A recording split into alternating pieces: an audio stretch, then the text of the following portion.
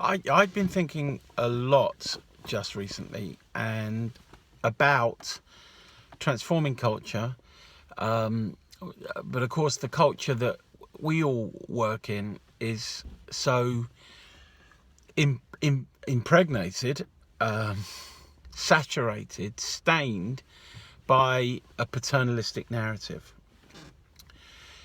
It's it's like any experience of culture by those that are lost in it. It's it's the water that we swim in,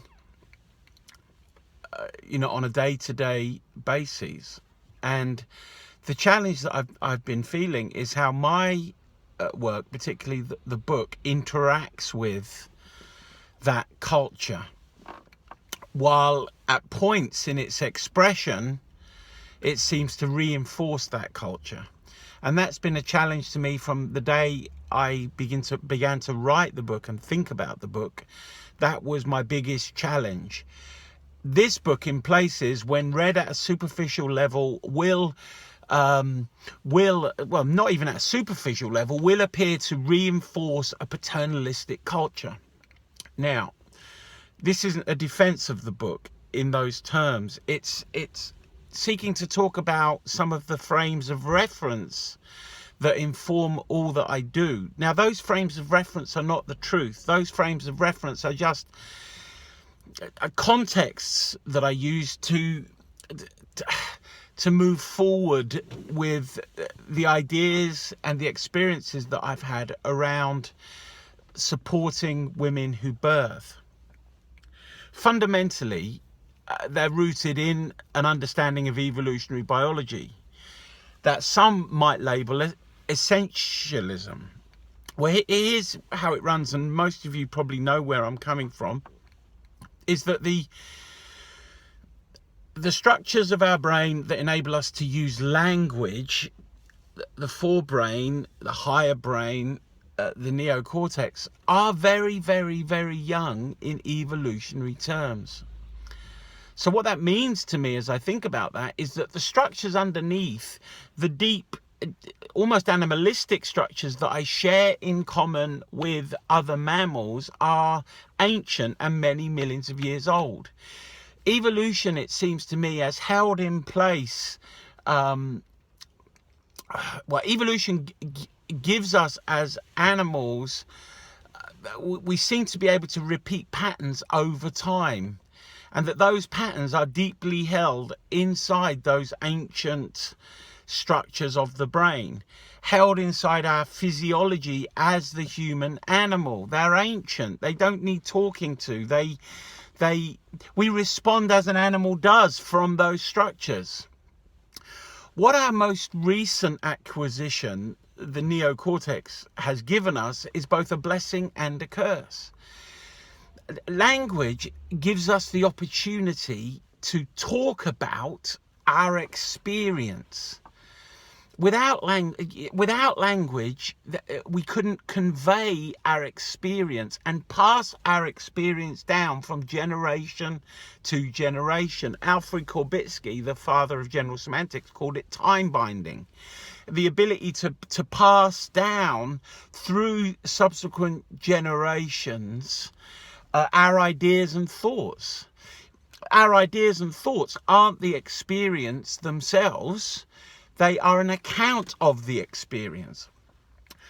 But this is the quirk of how cultures are held in place. That the language itself holds the culture in place because it frames, categorizes, labels our experience and puts it into various boxes and categories. It leads to consistencies of behavior and idea over time. This is where, I say, don't believe anything I say, test everything I say inside our experience. Well, there's a sense in which the cultural pervasive use of a certain way of speaking and representing experience holds a prevailing culture in place. Now, I feel like I'm waffling, but getting back to the point, our experience that we weren't able to talk about as as the human animal, before we had the forebrain, just occurred.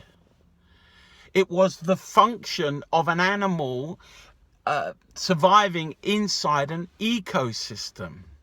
Now, that's why some evolutionary biologists say that the last truly egalitarian society was a Paleolithic one, when the behaviors of the male and the female of the species was just being driven by a fundamental urge or instinct, if you like, to survive.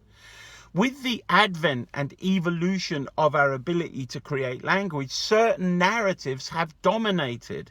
Certain interpretations of those drives that are primary have developed. And those interpretations shape the culture. Hence, paternalism has ruled and reigned and still permeates our culture. But here's the thing. When it comes to academic criticism of our cultures or insight into our cultural narrative, it usually takes decades for the academic criticism to filter down into that culture itself. Hence postmodernism, you know, with its fathers, Descartes and Heidegger and all the others, Nietzsche and all those, is starting to permeate our culture now. But at the time when it existed in direct opposition to the cultural narrative, it had very little effect on popular culture. And here's the rub. That kind of academic criticism seems to me to be very important, you know, offering a conflicting message to the current culture. But it doesn't usually influence the culture very quickly inside a generation. And this is the challenge. It's the difference between the long game and the short game. It's as though academic criticism is playing the long game. And that makes sense and it's necessary. But for me, there is a role in engaging with popular culture, and there's the risk. There's the risk of sounding like popular culture in order to move the culture beyond itself. Now, it sounds like compromise, and sometimes it feels like compromise, but it's holding the long game in tension with the short game. Because people who are swimming in the current culture aren't aware they're swimming in the current culture. They aren't aware that imperceptibly their values are being shaped by the narrative. They're not aware of it. So in order to connect with them, like critical constructionism teaches us, knowledge isn't given from the outside, it's built from the inside. They have to have connecting points in order to move from those connecting points to new ways of seeing things, new ways of classifying their experience of things. You see, I think one of the reasons that the book that I wrote resonates with so many people is it is kind of affirming what they experience in terms of their relationships amongst the sexes. It starts there, and then it builds to new understandings. It confronts the paternalistic narrative, in my view. I think it's subversive. I think it's offering a discontinuity with prevailing paternalism. Anyway, a bit of a rant. I hope that makes sense. I'm going to post this initially in the feminist doula group, because you're my friends. I probably will post it elsewhere later, but I'd like your comments. Thank you.